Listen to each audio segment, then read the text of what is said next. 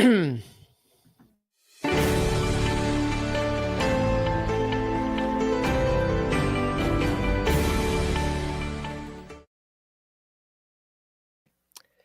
guys, welcome back to another episode of the RepPath Podcast. Today we're going to be talking about virtual selling and the hybrid model. So we'll get into, specifics and how this has changed over the past few years, especially recently after COVID. And we'll talk about, proper tools and approaches to use to take advantage of this, because believe it or not, guys, no matter how much we want to fight it, especially some of us that have been in the field for a long time, it's here to stay. So we'll talk more about that. But as always, guys, quick housekeeping, please submit any questions that you have into the chat, and our podcast producer, James, will field all those questions, and we'll answer them about halfway through the call.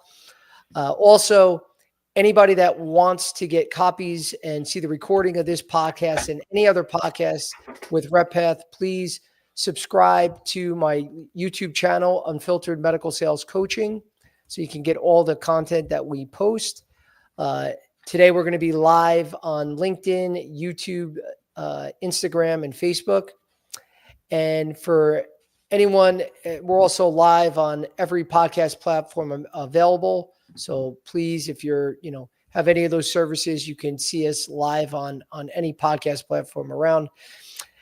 And that's about it. So just to dive right in, guys, virtual selling. If you're an old school salesman, you've been in the field as long as I have, most older reps hate virtual selling. You hear it all the time. I just want to be in front of customers. And of course, guys, we all want to be in front of customers. To be face-to-face with someone has tons of advantages, just to even see their reactions, not only in their face, but their posture. There's so much more advantages if you can get in front of someone live on every sales call. Of course, that would be a dream. I don't think anybody who's going to argue that it's better to be remote than to be in front of someone face-to-face and sell. It's always going to be better face-to-face. But the reality is it's going to constantly get more and more difficult to get access to these physicians. So we have to adjust to this, guys. All right. The game was changing a few years ago. And then once COVID hit, that was the nail in the coffin. So if anyone has been in the industry as long as me, I started back in 2002, I believe it was, or I'm losing count myself, but early 2000s started in the industry. And older guys that have been in the industries since the 80s and 90s, way ahead than when I started, told me about all the changes that were happening. So again, quick review of what it used to be like to be a pharma or a med device rep. You used to be able to walk in and out of offices all day long and see doctors, whether it was, a 30-second call in the hallway or sitting down for an hour and a half lunch. You had access at 80, 90% of your offices. Now that it's totally flipped. So now we won't probably only have access in 20% of the offices out there, some even less. So we have to get with the times and be able to sell confidently remotely. And this is not just sending out emails. That's not a remote sale. That's not what I'm talking about, guys. I'm talking about actually face-to-face on a Zoom call, Teams call, doing a virtual presentation and learning how to sell comfortably in that area. That's the way of the future. And we, again, you got to get comfortable doing that, guys. You can't just be, use that as an excuse. Oh, I can't get in front of my customers. I have no see doctors. Companies don't want to hear this, guys. If you're going to give that answer as to why you're not getting your messaging across, you will get fired. They will find someone else that knows how to sell virtually. So get good at it. Do everything in your power to get the experience. Get good at doing that. Get comfortable at selling remotely, because that's how you're going to be effective, and also be effective on a mass scale in front of many in front of many physicians. Hold on one sec. Sorry about that. Just sitting.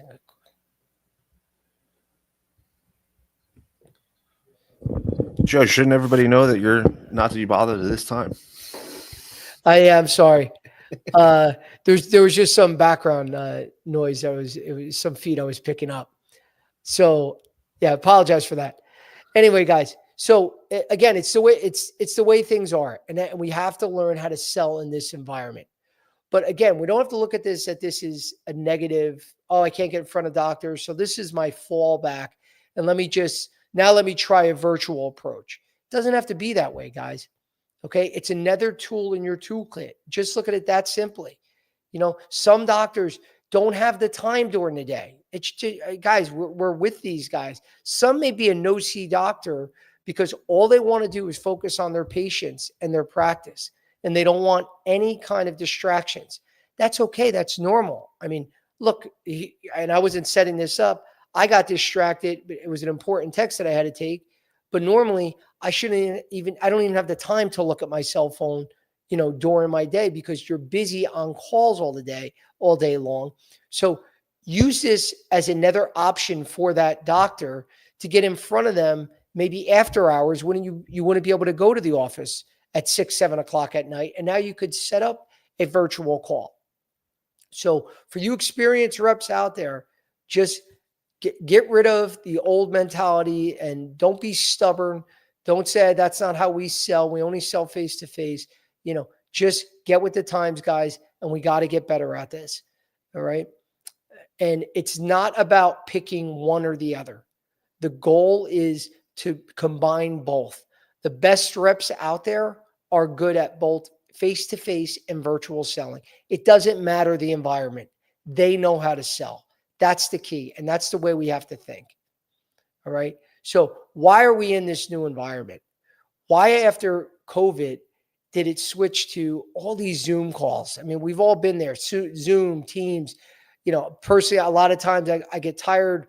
You look at that, it looks like the old Brady Bunch screen where you see faces all over your screen. And it's like, I just want to get in front of the one person I want to talk to. And I'm tired of these calls. I said it too, guys.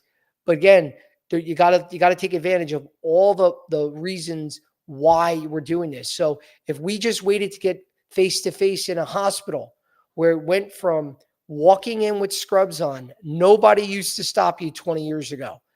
The biggest challenge you had was, is the doctor going to stop 5 seconds and talk to you or a minute or two, or is he going to walk right by you? Is he going to be mad that you went to try to get in front of him, had the guts to get in front of him after a surgery? I mean, that's all it took was just guts to say, I'm going to jump right in front of this doctor as he comes out of the OR and hope to get a minute or two with him. And it does take guts. It does take aggressiveness, but those days are gone. Even if you have a doctor that said, come into the hospital next Wednesday, now you got to worry about being credentialed. For all you guys out there that don't know about vendor credentialing, you can reach out to me on the side to learn more. But if you're not credentialed, you're not getting in that account. If you're credentialed and the doctor's office didn't put down that appointment into their planner, into the system, whether it's IntelliCentrics or Simpler or whoever's the vendor credentialing that they're using, you still aren't getting in that account. So you could be doing everything right. The doctor could want to see you. They forget to put you in. You don't have access to that doctor. All right. So this has changed and it's real life now. You go to doctors' offices, doctors don't see reps. We hear this again, 8 out of 10 times when I go to offices, doctor doesn't see rep, or he only sees you with a lunch or a breakfast. You go book your next lunch. We're at what? We're in September now. Yeah, well, we have one in February 10th. And you're like, are you kidding me? That's 5 months away. But that's real. This is what the environment really is. You can't wait 5 months for a breakfast or a lunch to get your messaging across to the doctor. So you have to get in front of them virtually. All right. And there's a lot of pros of the virtual sale. All right. Number one, the cost. So for a lot of you reps out there, I was in your shoes too. When I worked for a company, if I had a budget, whatever my budget was, I'm going to spend it. I'm going to go out there and do it. As long as my manager isn't on my butt and saying, Joe, what the hell are you doing? Why are you spending all this money? I didn't care. It's not my money. They gave me a budget. My job is to grow the number.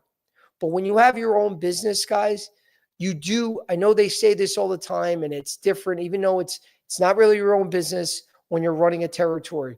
But if you really think that way and understand when it's your own business, if I want to get in front of, say, 10 decision makers at once, it's impossible to do it face to face. And the money that I have to spend to fly all around the country, the parking, the gas, the airfare, the hotel, the meals, all that adds up quickly.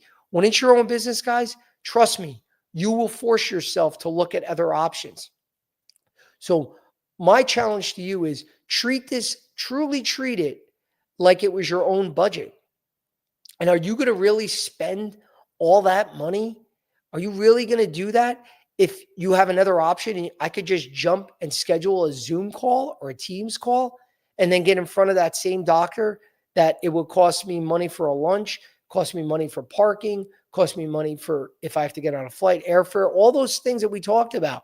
And you don't have to spend the money. So it's so much more cost effective. And I'm not saying go out there and every call, never get in front of someone's face, always do it virtual. No, but the virtual has a lot of advantages, and cost is one. So it's key. You can get multiple stakeholders involved. And this happens a lot during difficult, long sales cycles. All right. It gets to the point, guys, where meetings have to happen. You can't get everyone into one room, and you do not want to relay messages and say, so I presented to Dr. Jones and he said this. And then I also spoke to the VP of the department and they said this. You want to get everyone on a call together.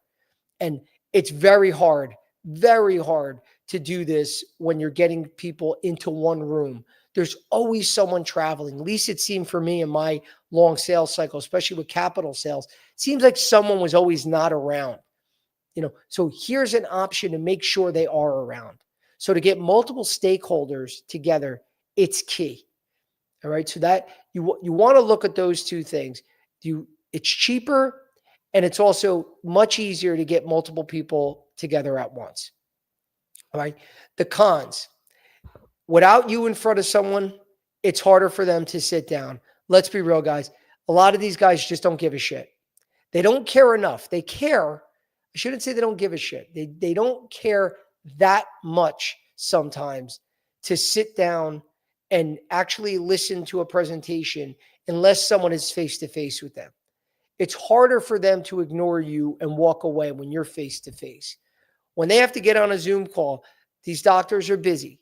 So in all fairness, a lot of times they do forget. Now it's your job to make sure you remind them and get out there and actually make sure that they are going to join that Zoom call. So it's sending multiple reminders. You want to make sure if someone's going to do a Zoom call with you, you want to leave with their cell phone, guys. You have to.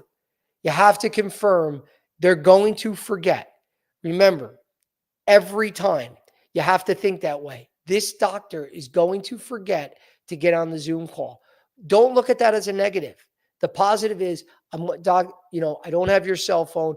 Can you give me your cell phone before the call next week? Just to remind you, I have it happen all the time. You're very busy. I just want to make sure that, I don't waste your time, that then we have to reschedule another appointment. So if I could just take your cell phone before then, guys, that's a great way to see if they're really committed to that call. So if you're with them and they say, Joe, I'm sorry, I'm too busy. I don't have time during the day, and they agreed to doing an after hour Zoom call or any kind of remote call, that's great. But to really confirm, when you ask them for their cell phone, to make sure you could send them a reminder to make sure they don't miss that timeline. If they won't give you the cell phone, that's a red flag. All right. Because it shouldn't be that big of a deal for them to give that cell phone if they really care about being on that call. Now, of course, if they won't give it to you, they won't give it to you. I mean, you can't cancel the virtual call because they won't give you their cell phone number, but it is a good indicator. Okay. So again, that's one of the negatives, is that you're not going to be face to face. It's easier for people to just not join. But you want to make sure you leave with that cell phone, because that'll be a great indicator. If they say yes and they give you their cell phone, very good shot they're going to be on that call, guys. Next is being able to read the room. It's hard to read the room on a Zoom call. A lot of times people do not put their cameras on. Again, they don't care. And there's times I'm busy too. I don't put my camera on because I'm running around and all. But in all fairness, I'm never going to be as attentive than if I'm staring at myself on in front of the camera. So make sure that this is one of the challenges. You don't want a screen of 10 people on the call that all don't have their cameras on. It's not a good sign, because we can't read them. We can't read their body language, their facial expressions, if they're not on using their camera. So you always want to politely make sure that everyone is tuned in and has their cameras on. You're not going to get that all the time, guys. You're going to get pushback with this. People are going to say they're busy, whatever, or they might just not answer and just not go on, put their camera on. But you want to make sure the more people that you can have on that camera, it's very important, because it's going to help you in your presentation. You're going to be able to redirect. You're going to be able to read the room and see who's really paying attention, and have them join in and ask a question. If you see a lot of people not engaged, you have to re-engage them. And the only way to know that is seeing their facial expressions, seeing if they're actually, looking down at their phone or turned away, doing another task at their desk. So you want to make sure that they get in front of their cameras and have their cameras on. Big issue if everyone's off. So make sure they're on. The last thing that you have to make sure, because this is another negative of remote selling, is wherever you set up that appointment, whether we'll say at Morristown Medical Center. If you're setting it up with the anesthesia department at Morristown Medical Center, and the chief has already committed, and this was a real situation for me, that's why I'm giving this, that we're going to do a remote call it was a Wednesday morning. They have their Wednesday morning department meeting. So you have literally 60 anesthesiologists and staff in one room, and I had to present my product. I learned the hard way that I did not get in touch with the IT team at the hospital beforehand. And we wind up having the call go off. It wind up going off 15 minutes late because their connections were all screwed up. They had to have the IT guy come in. In his defense, he said, "No one told me about this meeting. That's on me." All right. Even though the hospital, it's really, supposed to be on them, but when it's a sale and it's always on you, guys. Always put that on you. So when you're setting that up with the doctor, find out who's in charge of IT, because you need to have them ready to go, because they're busy too, guys. They had to call him. The gentleman was fixing, I believe, an anesthesia machine in the back. They had to call him out, and it took him a few minutes, and then he got the connections going in the room. But always make sure who is that IT person, because it will get screwed up. And I'm not talking about the one-on-one calls with the doctor. I mean, obviously, you got to assume that a doctor knows how to click on a Zoom link and get on there. But when you're presenting to a room, you must make sure you have that IT person's number and go over and make sure everything is running smoothly. I also would suggest that whenever you have a big department call like this, virtual, that you have that individual joining you before the call to make sure the connections are right. See, have to have it, guys. Things will go wrong. And if you don't have this lined up, the last thing you want happen is that they can't go live. You don't do your presentation. The odds of you getting that presentation off in the future are a very low percentage, because it pisses the doctor off. It's going to piss off the staff, and it might not be your fault. Again, it doesn't matter whose fault it is. It's always going to be your fault if it's your sales call. So you have to control all those uncontrollables that you would think normally that's the hospital's job, not my job. It's all your job when you're trying to get one of these calls off. So make sure you have them ready to go. All right. So what works when you're in this, virtual environment and engagement? You have to have whatever demo that you're trying to show, keep it short, guys. You don't want it too long. And these are going to change depending on the situation. Say you're going to do a big 60-person, like I was talking about, presentation. Now those are going to be longer. Those can go a half hour to an hour, depending on the time allotment. But you want the time allotted. You want to make sure that you're still within that to be able to do your presentation and give time for Q&A. So any kind of big group thing, they might give you the 30 to 60 minutes. I would prepare my presentation in somewhere in a 5 to 10 minute window. I got to keep it short, guys, because if you're going to lose them any longer than that, it's okay for you to be there for the half hour, an hour answering questions. That's fine. But keep your actual presentation very short, and sometimes even shorter than that. So that would be to a group. If you're just presenting to a doctor, I would keep it from anywhere from 3 to 5 minutes. Shouldn't take that long. And if you're sending a video message, so you can't get in front of the doctor won't schedule a remote virtual call. Now you're just doing a presentation and shooting instead of an email. You're actually customizing a video. Say you could do it on FaceTime. You can, whatever you want to do, set up your camera and shoot your presentation, send it to the doctor, personalizing it. Okay, make sure you're doing that. Make sure you're actually addressing Dr. Jones or Dr. Smith, whoever you want to get this in front of.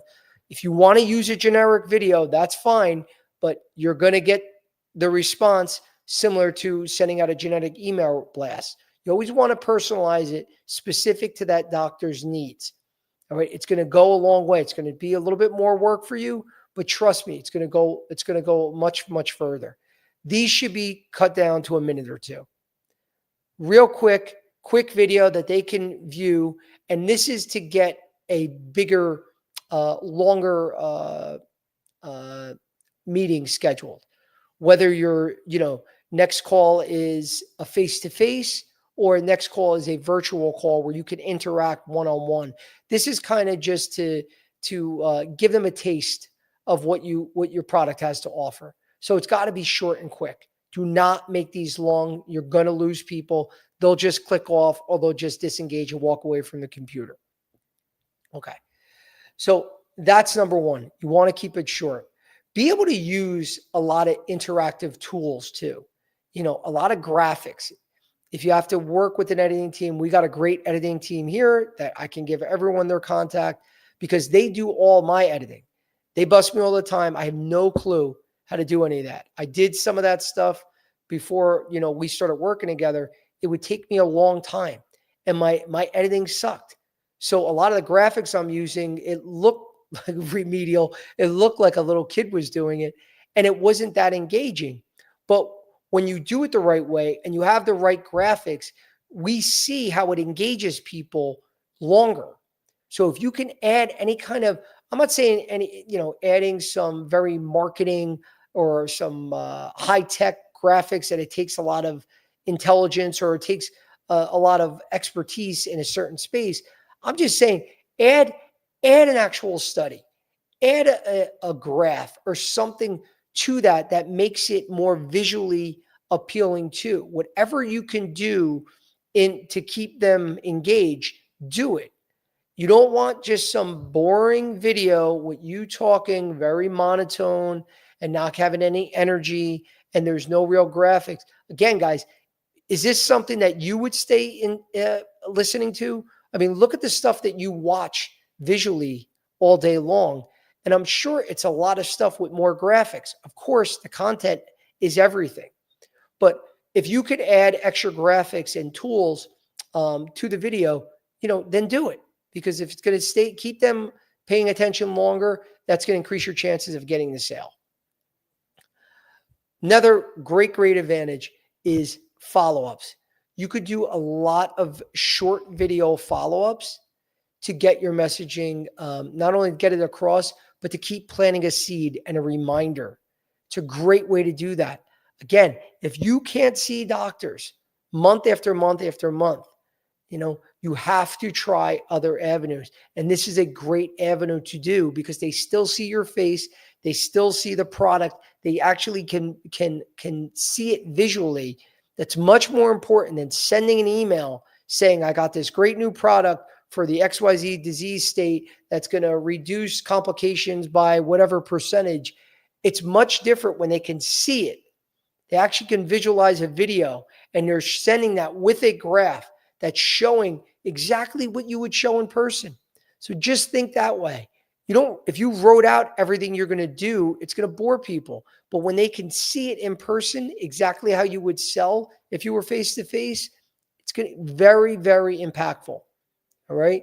So make sure you're continuing to send the follow-ups, continuing to send case studies or whatever literature that they want to see that can just, all the more help the validity of selling your product.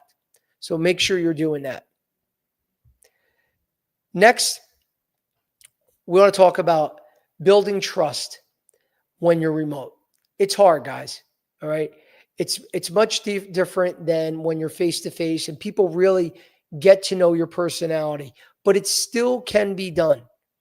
All right. So you still can show anywhere you could showcase your personality, you could still build that trust. Okay. Because whether you're remote or in person, it still comes back to the fundamentals, and that's, do they trust you as a person? Now, are you answering their questions honestly? Are you getting back to them in a timely manner? If you're consistent and giving them the messaging that's going along with your product, that's great. But if you're honest and consistent, guys, that's half the battle. It really is, because now you're starting to earn trust. And now just think, every time you walk in that room, you don't know how many times a doctor's been screwed over by another rep. So yeah, they're going to look at you just like another rep, and they're not going to trust you. So go in knowing I have to earn that first. I got to earn that trust.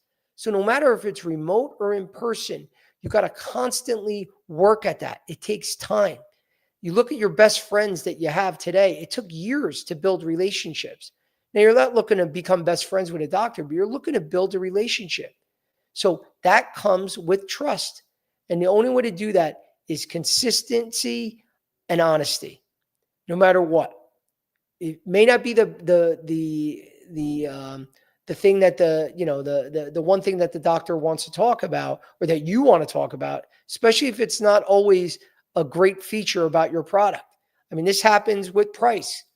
Sometimes we're just more expensive than the competition. It is what it is. So, but again, you always want to be upfront. You always want to be honest, because that's going to help you gain that trust. And that is key. So whether you don't make that excuse, because I get this a lot. Well, I can't really build trust if I'm selling virtually. That's bullshit, guys. Yes, you can. All right. It doesn't matter. You're doing this because you can't get in front of the doctor. Your goal is still the same though. And that's the delivered value. You want a valued message for that doctor. And that's what's going to keep you, keep him or her coming back to you to give you more business. All right. So don't give that excuse. I can't do it unless I'm in person. That's nonsense. All right. You could do it either way. And just realize that to do well in this business, you have to do it both ways. That's the only way to really succeed, because it's getting harder and harder. So for some of you that aren't in this industry, get it out of your head if you think that you're going to just get in front of 10, 15 doctors a day and deliver messaging. Just not going to happen. It's a totally different landscape than it was 25 years ago. So make sure that you're already incorporating virtual into your plan. All right. Virtual used to be looked at as that was failing to get in front of a doctor. It's not, guys. It's another tool.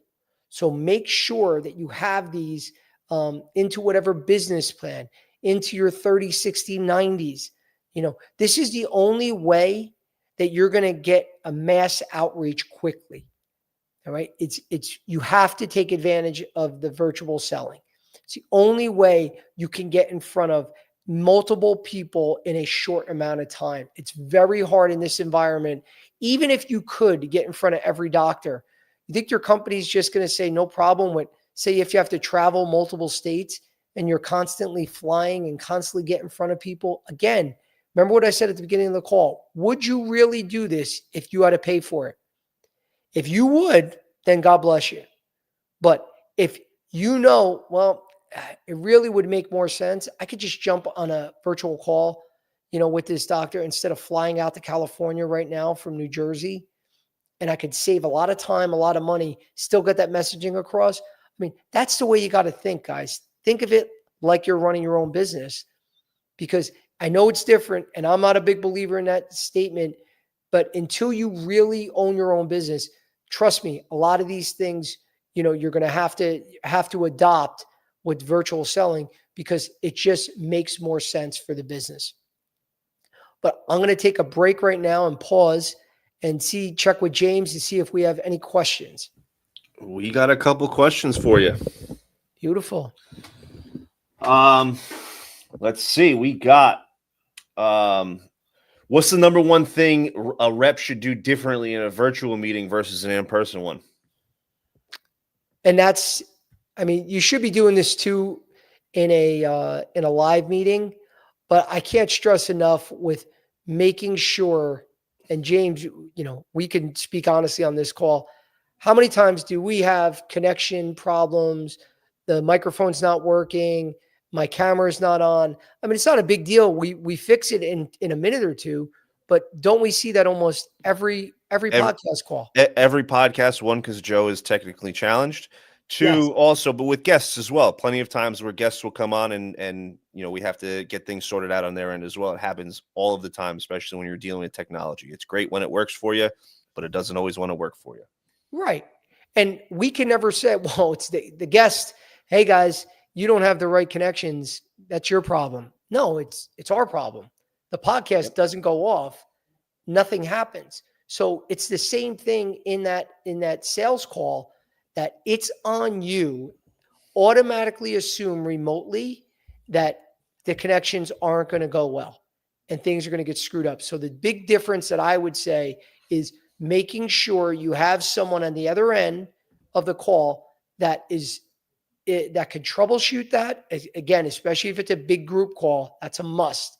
But you really got to make sure that your ability to do the call, whatever that is all those mistakes, all those connection issues, whatever it is handled beforehand. Because it won't go smoothly, guys. I hope it does for all of you. But you have to go in with the assumption it's not going to go smoothly. So I have to make sure I'm on top of this ahead of time. That's the big difference.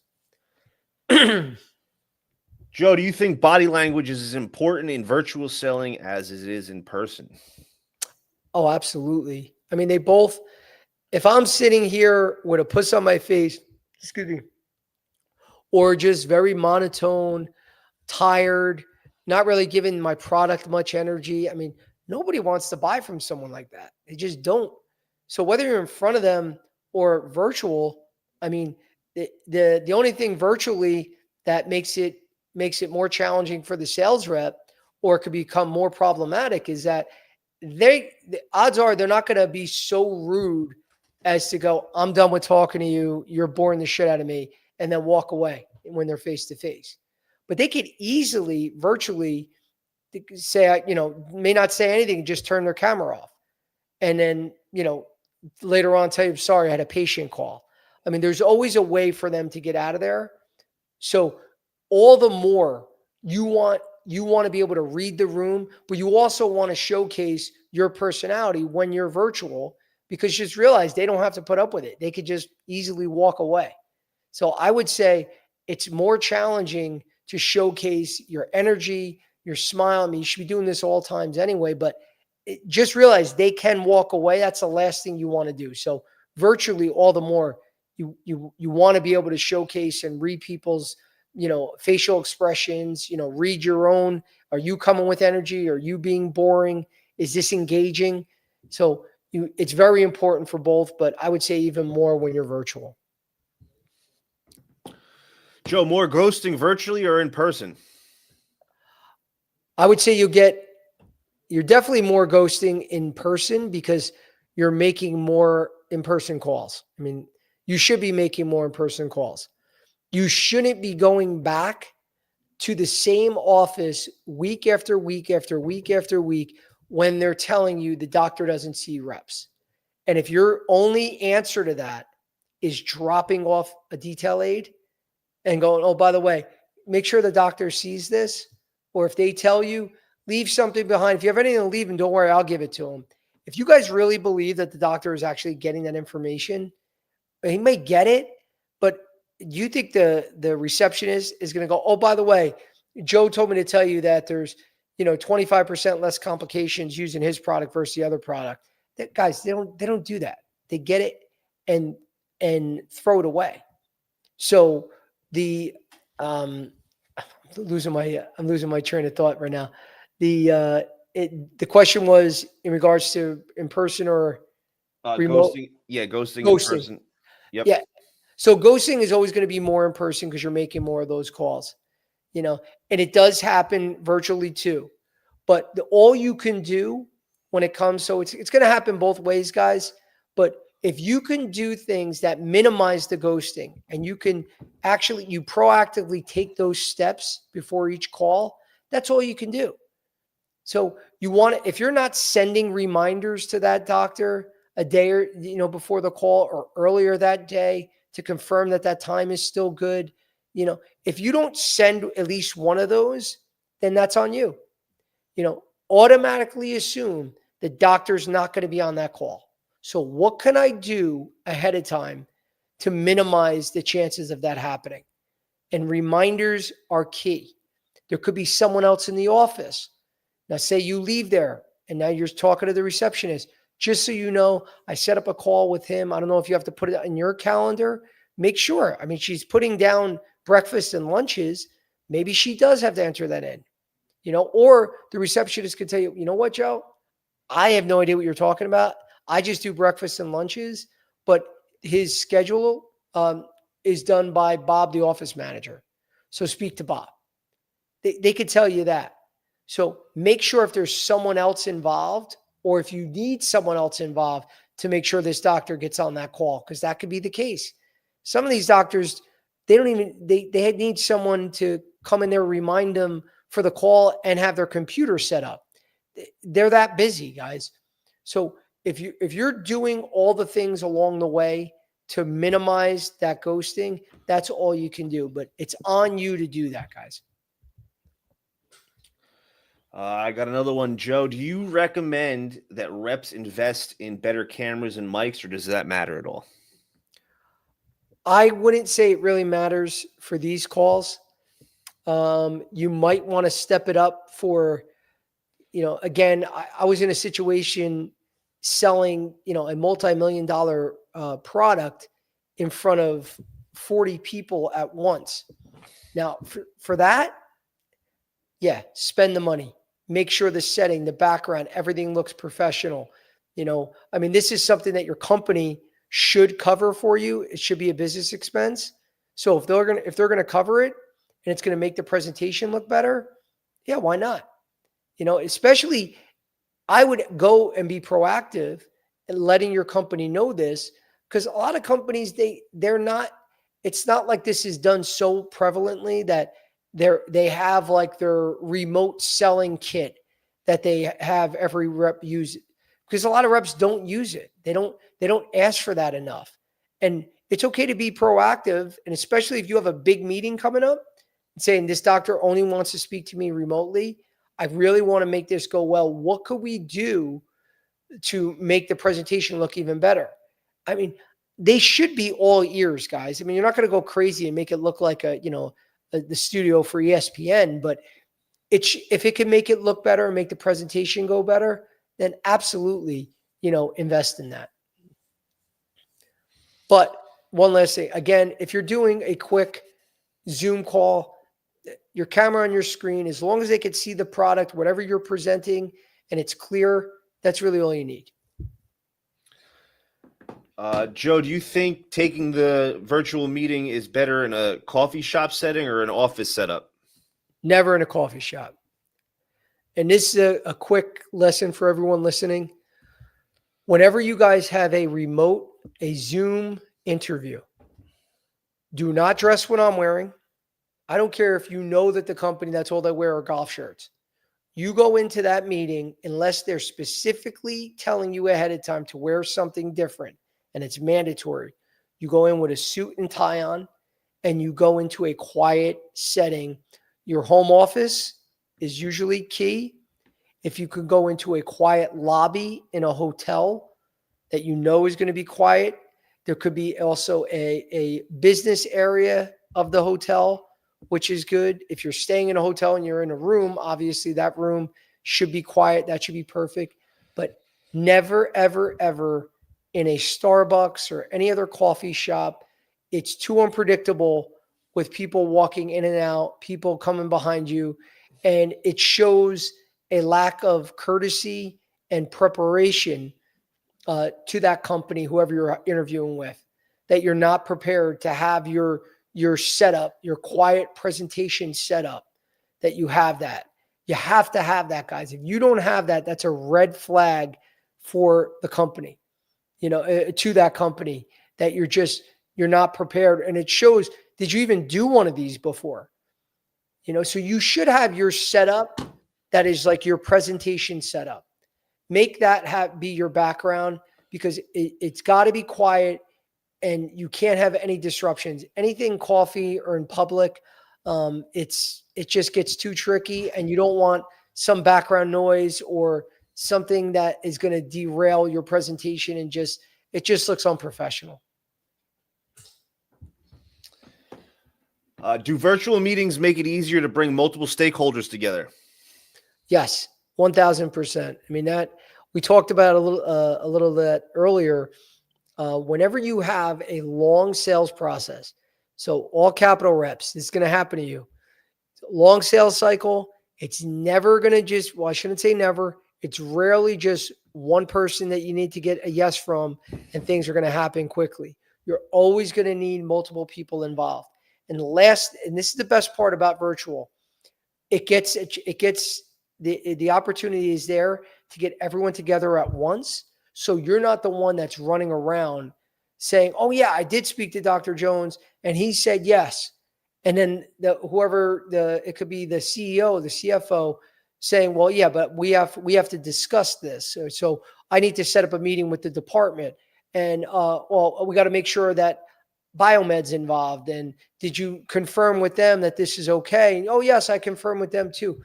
Guys, again, if there's so many phone calls that are going to be going on, or that's supposed to be going on behind the scenes, that never do.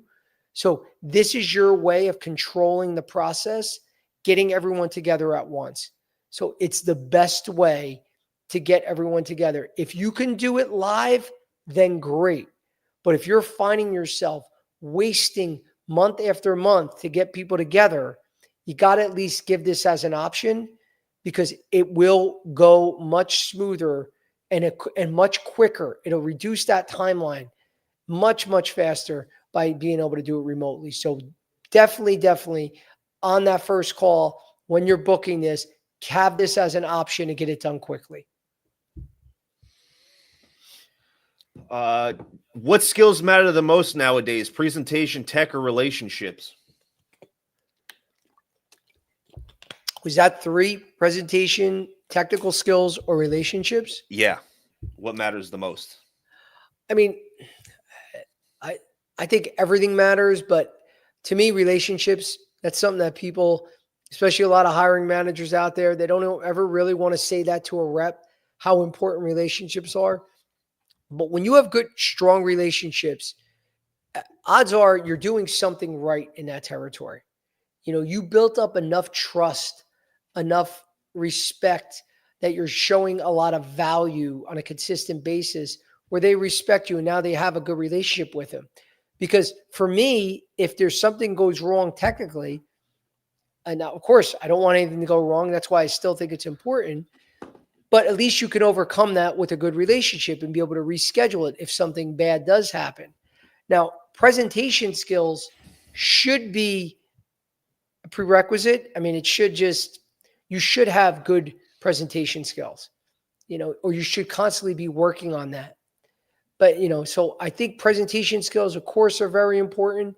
But it's like if you're presenting something in front of your family member or a friend, if it doesn't go perfectly, they're going to be more forgiving and understanding for a faulty, presentation because you didn't answer all the questions or whatever it may be. The relationships are still key.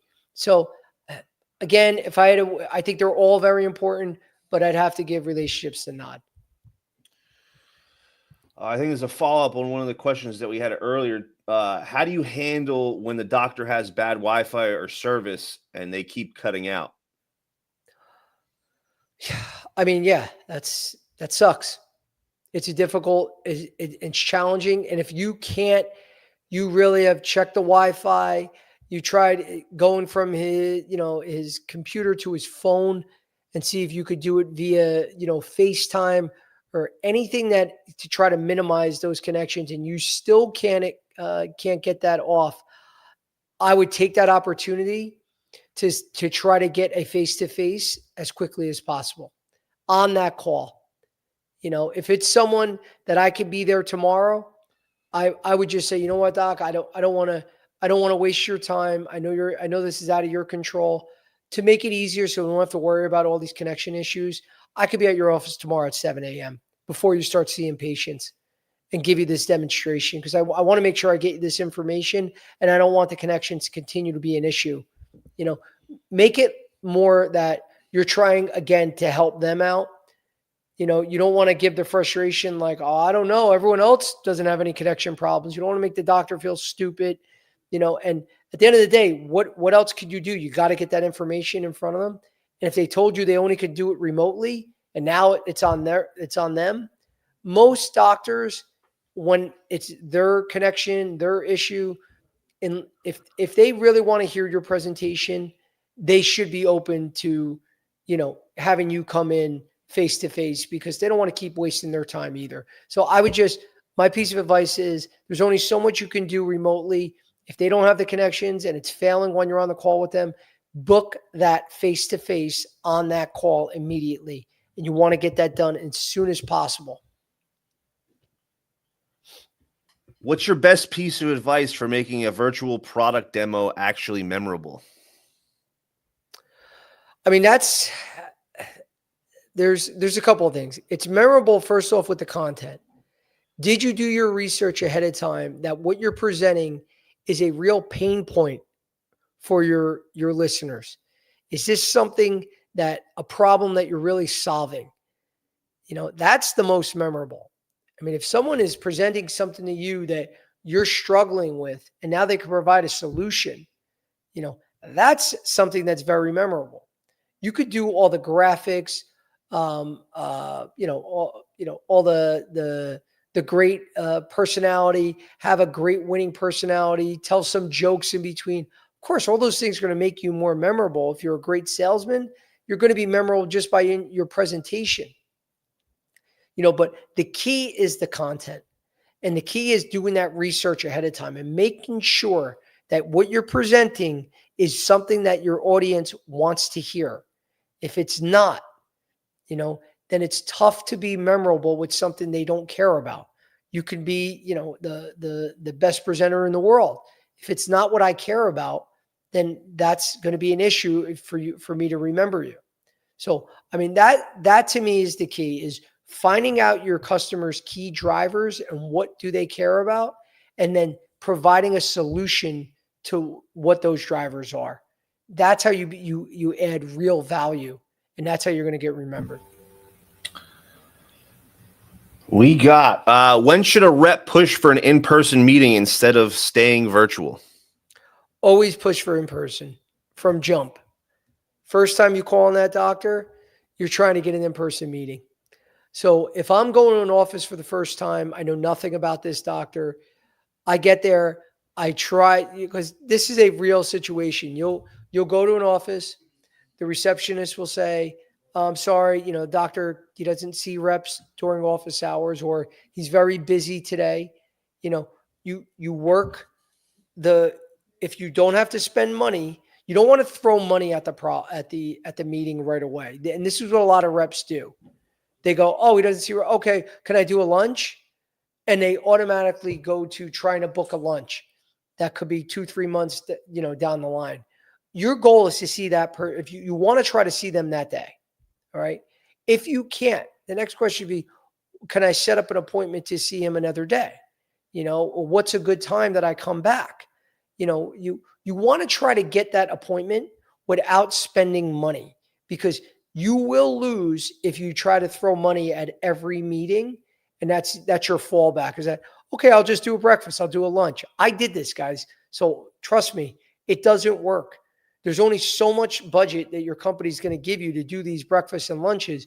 You got to figure out ways to get in front of them without doing that. And you also don't want to fall into that, bad cycle of, reps. That's why we get this bad stigma that, oh, the reps are they're basically like a glorified caterer. We don't want that, guys. So try to get that face-to-face, another day, if you can't, and the lunch is 6 months away or 3 months away, excuse me, that's when you want to try to schedule a virtual meeting. And you just simply tell them, I totally understand Dr. Jones can't see me. He's busy during the day and he doesn't see reps. And what we offer as a solution is doing a virtual meeting. So it doesn't take him any time away from his office and his staff. We could do it. We schedule a 10-minute call where I can answer all his questions. Doesn't take any time out of his day. We could do it either before he starts patients, after, maybe on a lunch break. There's sometimes you could do a virtual lunch where you send the lunch in and you still do the call virtually. So there's that option. But you want to lead with a face-to-face and then go to virtual if you can't. Just try your best not to throw money at the problem. In pharma, isn't hybrid selling just a loophole to avoid compliance scrutiny? Is hybrid selling a loophole? Say that again? To avoid compliance scrutiny. So I'm guessing for compliance. Yeah, I mean, it's not. That's just the case. I mean, it's the hybrid selling is there, and because that's the way the world is now, and we just have to adjust. It's really harder, typically, and I know I get in trouble when I give generalizations, but for the older reps, a lot of older reps are used to selling face to face, so it's harder for them. A lot of older reps, tech wise, they're not as strong as a younger rep that's done a million Zoom and Teams calls through college and everything else. They're used to that. You'll get I deal with it all the time where, I train older experienced reps that are amazing in person. You get them on a Zoom call. They don't know where the link is. What email did you send it to? I didn't get it. Mine's not opening up. I don't know how to turn on my camera. Oh, the space is, there's no lighting in here. So it's just the way things are. It's not set up for anything with compliance or anything like that. This is just another option to get in front of people. Just look at it that way. It has nothing to do with compliance. We have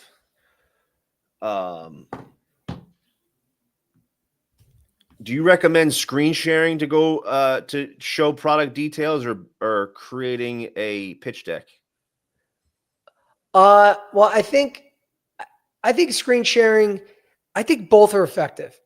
It really doesn't matter to me. As long as you can get your messaging across and you have visuals, that's the key. The other day I was training members of our RepPath Academy on a resume optimization group training call, and without having the sample resumes to show them when I'm describing different parts of the resume, it's not going to go anywhere. It's not going to get, there's nothing is going to get retained unless I have that visual. So I don't care if you're sharing your screen or you're using a deck, as long as they can see what you're talking about and be able to follow. I mean, what I love about screen sharing, I can control what you're seeing. When I send you a deck, sometimes, I don't know what you're looking at, or I might want to point something out, zoom in. The screen sharing I'm a big fan of that. But if I could present it during a deck or using a deck, it doesn't matter. Joe, how do you handle when a doctor's clearly distracted during a virtual call? I think you got to be respectful of your own time too, guys. And this is something that's tough, where you don't want to interrupt the doctor. But if I've had this too, well, that's why whoever asked this is a great question, because it's very real. You don't want to just keep giving your presentation if you don't have the doctor's full attention. And it's tough sometimes because a lot of us get nervous when we're talking to a customer and the doctor's like truly like this. Yeah, I'm listening. I'm listening. Uh-huh. Uh-huh. And doing this. Guys, you got to stop the presentation. Yeah, you have to. You got to respect your own time and what you do and say, "Hey doc, listen, I just really need your full attention here because I don't want to waste your time. I know you've been so generous to even get on this call, but I really need your full attention just so I can make sure that you're getting all the information. I'm providing the proper value that you deserve." You want to nicely say it that way, because don't go through and keep talking if you know someone's not listening. And I don't care how many times they say, "I'm listening," and they're still looking. It's rude, guys. And you got to be tough that way. Again, you're still saying it in a nice way, but you can't just keep talking and talking if no one is listening to you. It doesn't make sense. So don't be afraid to stop the presentation and say, I really need your full attention just for a couple minutes. I know you're busy. You got to stop it, because odds are they don't really mean to be rude. They're really just busy and they got a text. We all do it, guys. And sometimes just because they're a doctor doesn't mean every text they get is life-saving. I mean, it could just be a stupid, doctors play fantasy football. One of her friends could be like, "Did you see what Derrick Henry did in the game?" Like, it could be something stupid, guys. You don't know. Bottom line is, it doesn't matter. You scheduled the time to give a proper presentation. The doctor agreed. They should give you the common courtesy to listen. And if they're not, you got to stop it and have them pay attention and then restart. What's the toughest part about building trust when you're not face-to-face? I think the toughest thing is most of us are used to being face-to-face as we build relationships. So it's weird not to give the handshake, the pat on the back, those little things that you do only when you're in person and when you're live. It's just getting over that new type of sales approach. But once you're comfortable, guys, it's all about the messaging. You get the messaging across. Who cares if you're live or in person?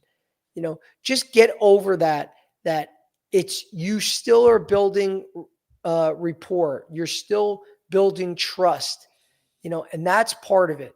Don't think you just wasted time because you weren't face to face. And I think that's the toughest thing mentally for sales reps to get over, that is that this really wasn't that effective because I wasn't face to face. It doesn't matter, guys. Just get over that and realize it's all about delivering your messaging. And if you could do it remotely, then you're going to do it. Don't let it play in your head that this wasn't as effective because it wasn't face to face. We got Joe. Is there a difference between the follow-up after a virtual call and an in-person call? No.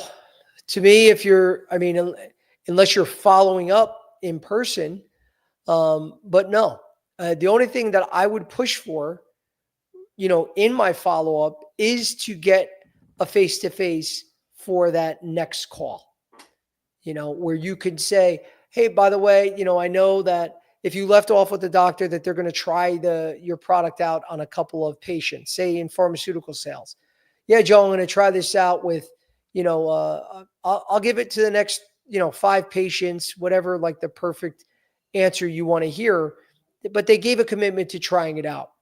I would follow up with, you're going to actually be in Boston in 2 weeks, so you're going to pop in and see how they're doing with these patients, because you gave them enough time. You had the remote. Now you're in the area. At least give it that effort to try to get that face to face. To me, that's the only difference. That if you're doing a face to face and you have those meetings that you can get pretty much when you want, I would still try to push that, because it is an indicator on how the relationship is going, where the trust is. Sometimes they might say, Joe, remember, I don't see patients during the day. A lot of times that's a smokescreen at the beginning, and then eventually, I don't see reps during the day. That's a smokescreen a lot of times. But this is a good test to see if you're moving the ball forward and really building that relationship. So the only difference is keep trying to push for that face-to-face meeting. I got one more question for you, Joe. Do you think surgeons and doctors actually prefer virtual calls? Yes and no. I think doctors that truly don't want to take away from seeing patients during the day, and they don't want to interrupt that flow, really value the remote calls, because they could do it after hours. They could do it in a certain setting or certain time through the day, where that's their sales calls, hour or half hour, whatever they book each day. So for them, they're going to always want that virtual call. I think the average doctor rather just, if they have to speak to 5 reps, I don't think the average doctor actually wants to schedule 5 calls throughout the day and have that on their mind. They'd rather just, in passing in an office, hey, Joe, what do you got? Okay, great. They can get those calls done quicker. So I would say, even though there's great advantages of virtual selling, I think the average doctor is used to just quickly seeing patients and then seeing reps in between patients, where they would rather do that than schedule multiple calls in a day. But that doesn't mean give up. It's all about using both in your toolkit. That's the key, guys. It's not one or the other. It's whatever it takes to get your messaging across. And that's all I got for you today, Joe. Awesome. Well, thank you. And thank you to everyone listening and for submitting those questions. They're all great questions, guys. Again, just a quick reminder for anybody that is looking to break into the industry, we have the RepPath Academy, which is amazing. It's great as we're talking about people that don't have time. You're still working a job, but you really want to break into this industry. It's a way to take the course, which you can do remotely. You could take online courses at your own pace, and the online modules and tests and homework assignments.